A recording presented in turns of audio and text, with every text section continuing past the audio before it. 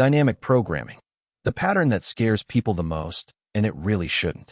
At its heart is one lazy, brilliant rule: never solve the same problem twice. Learn that, and a whole tier of hard questions opens up.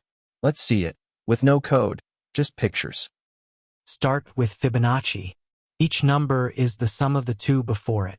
Write it as plain recursion and watch what happens. To get Fibonacci of 5, you compute Fibonacci of 3 twice, Fibonacci of 2 3 times, and it only gets worse. The same subproblems solved over and over, an explosion of wasted work. Here is the fix called memoization.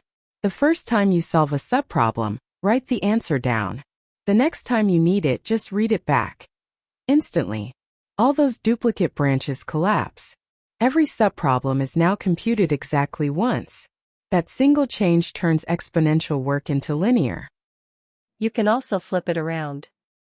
Instead of recursing down, build up.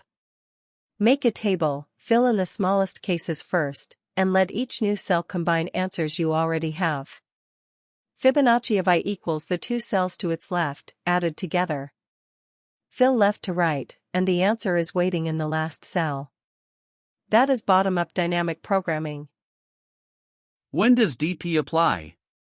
2 signs. 1. Overlapping subproblems, the same smaller questions keep coming back.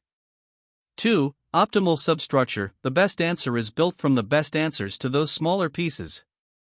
If a problem asks to count the ways, or find a minimum or maximum, or decide if you can reach a target, reach for dynamic programming. First problem, climbing stairs. You can take 1 step or 2 steps at a time. How many distinct ways are there to reach the top of a staircase? It looks like Fibonacci in disguise, and it is. To reach any step, you arrived either from 1 step below, or 2 steps below. So the ways to reach a step is the sum of the ways to reach those 2. Seed the first couple of cells, then fill the table, 1, 2, 3, 5, 8. Each cell is just the 2 before it added together. The last cell is your answer. Next, the house robber. Houses in a row, each holding some cash.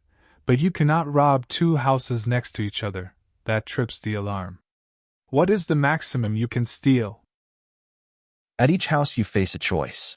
Skip it, and you keep the best total up to the previous house. Or rob it, and you add its cash to the best total from 2 houses back. Take whichever is larger, and store it.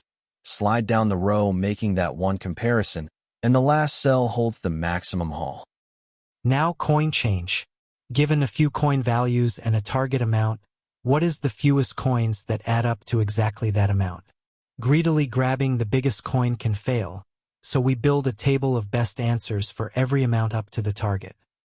For each amount, try every coin.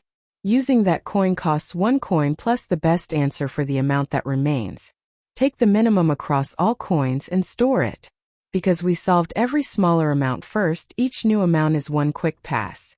The target cell holds the fewest coins possible. The boss, unique paths. A robot sits at the top left of a grid and wants to reach the bottom right, moving only right or down. How many different paths can it take?